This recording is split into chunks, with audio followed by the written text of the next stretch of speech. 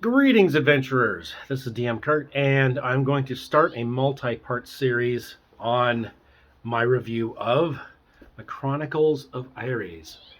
Now, this is probably flipped, but A-E-R-E-S, Aeres, Chronicles thereof.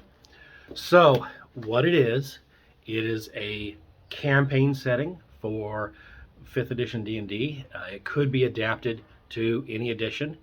The only thing is, you would have to trim out some of the things that are mechanics specific. But the setting itself, you could totally switch over to whatever setting you wanted to do, whatever game system you wanted to. Okay, so the reason this has to be multi-part is because it is 370 pages. This is a very full, in-depth campaign setting. And the price was $50 for the hardcover book on their own website, and they put it on sale for $20. The PDF was around $8, I believe, on DriveThruRPG. They had a sale where it was part of a bundle of campaign setting, JPEG of the map, and an adventure. All PDFs, all free. Briefly, I don't know if that's still up. I will provide links to their website where the book is for sale and to DriveThruRPG where the PDFs are. Hopefully, those low prices are still available. But 370 pages, that's a better deal than anything WotC's been putting out lately. So, the first thing, Chapter 1. It's an overview of the setting. And let's see if I can sell you on that, or against it, your choice. So, they say that they are a heroic fantasy in a world that that still has some amount of hope. In fact, an evil has been beaten back. Remnants remain, but are held at bay. Okay, so they have their deep history going back to Ares began as a lifeless rock.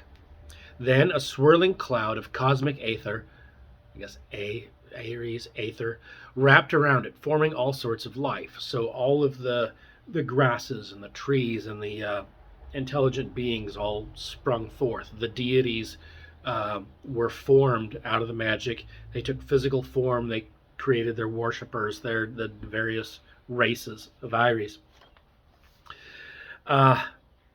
This means that all life has some inherent spark of magic to it. In the most recent era, I'm paraphrasing a lot of this. This isn't all, word for word. In the most recent era, according to my notes, magic was outlawed by a tyrant. Rebels uncovered that the ban was a ruse to gather power for the Dragon of Darkness, a terrible creature. The plot was thwarted, and if malevolent forces come back, it's up to you, the heroes, who must stop it. Now, what I noticed in here is that unlike in 5e, Dragonborn are given a canonical backstory of being created as warriors for good and evil. So there's like two groups of Dragonborn in here. You can play either of them. So the stated theme of Aeres is the small versus the strong, magic versus ignorance, the occasional noble monster, because sometimes there will be some monster that's just not inherently evil and has, doing things for its own reason. So not everything is just evil on sight, but they might be. The temptations of honor. That's deep. I'll have to get into that in a little more detail in order to really explain that one. Good must triumph over evil and doesn't have to maintain a balance. Okay. It has, the style that I noticed was it has a bit of fairy tale lightheartedness rather than one note doom and gloom and everything's terrible and you're just trying to survive this oppressive darkness. And there's none of that. There's always light and there's always hope. So the Aether, this magical force that gathered around this lifeless rock and created everything. The Aether can be everywhere in all living beings and sometimes randomly gather and cause some small effect. So that sounds a lot like little tinges of wild magic zones. You may be aware of wild magic zones from Forgotten Realms. So they have some alternate rules for how magic works, and It's optional.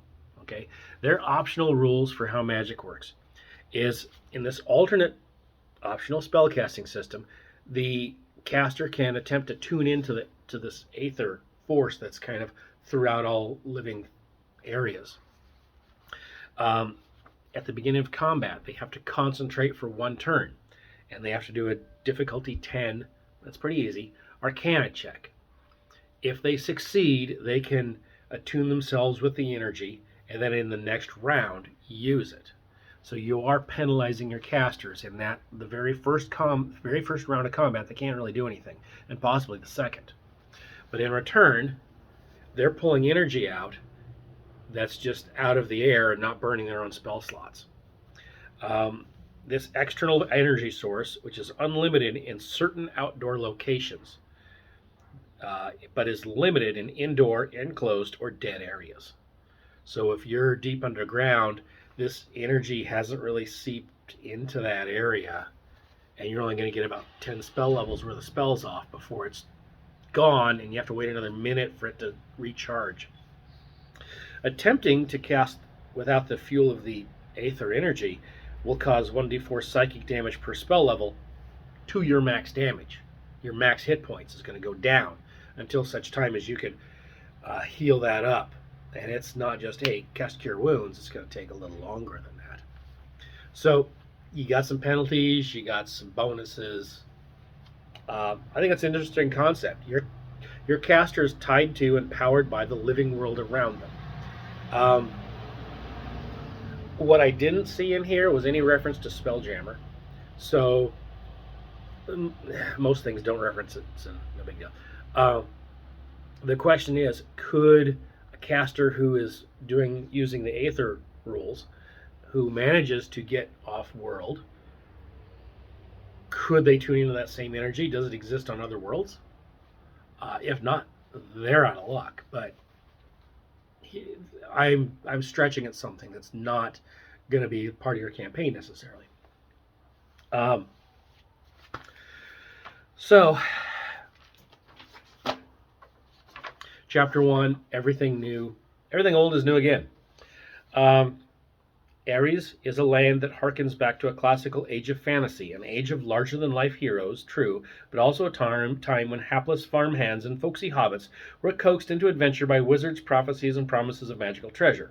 I mean, I'm reading this straight out of their PDF. It's a land awash with magic and magical creatures great and small, folkloric figures and icons from legend, all normal and commonplace to some folk, yet still distant and mysterious to others. In Aeres, your next-door neighbor could be a talking fox, while a unicorn remains your closest comrade. My read-through, things weren't terribly silly. And that sentence there may make it sound like things are silly. It's not, I would say. Within this mist-laden, verdant continent, you might traverse snow-capped mountains and shadowy forests, stumble upon ruins and Rune Stones. Rune Stones are an interesting thing. I'll get into those later. Aeres is also a setting beset by the looming threat of monolithic evil. It's a land that all too recently found its way out of the wicked thrall of a dark lord, only to fall into the clutches of a tyrant king. So, funny they mentioned that. So, they recently had a thing where magic was outlawed by a tyrant. The rebels uncovered that the ban on magic was a ruse to gather power for the Dragon of Darkness, a terrible creature. This plot was thwarted, and if malevolent forces come back, it's you, the heroes, who must stop it. I mean, we have here this theme of heroic fantasy: good versus evil, the triumph of good, the struggle of good. I like that. This is when good versus evil matters. Alignment matters. These are things that I like in my fantasy role-playing games.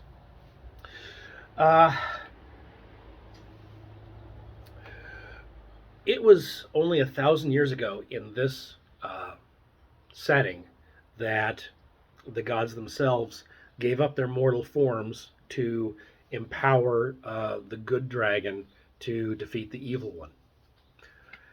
So some of your elves, may actually remember some of these great battles. It also it's a setting that's a very young setting. Things happened very recently. So you're not really going to be plumbing into ancient civilizations, forgotten, ruined temples, and stuff like that. Uh, I kind of like going into the whole, ooh, you found something really ancient, but that's been done. Here, you're going to be focusing on the current day of the game world. So if the current events are happening, your player characters are going to be reacting to and shaping those current events. So this is going to be a living game world that goes forward, and you, the player characters, are going to take it forward, and you're going to become the future's history. You're going to be the ones mentioned in the history books that have yet to be written. Uh, I like this. Um, the lore, history, and themes, I can dig it. It's wholesome. I I'm sold on it so far. I would play this campaign setting, especially amongst a younger crew of players. And they mentioned the Rune Stones. I was going to cover them in a later video, but in a nutshell, you can be traveling and find these stone monoliths. They'll have some kind of an arcane rune on them. And if your spellcaster can decipher the rune, they can give themselves or a party member like a 1 hour buff of some sort, and then the rune, disperses its energy, giving you that, and then you can use that as you fight the next thing that happens in the next hour or so. This is a way for a DM to maybe give the party a little something extra right before they're going to need it. And it's up to the DM where these things are, how many there are, whether they just happen to be in your path. And also, it's kind of unique. I haven't seen these in anything I've been dealing with lately. I'm sure there's something similar somewhere. But I just like that as an extra little touch. So as I'm working my way through the Chronicles of Aeres game setting for 5th edition, I'm sold on it so far. I'm going to be working through this, and I'll let you know what I find. Anyway, that's part 1. DM Kurt, out.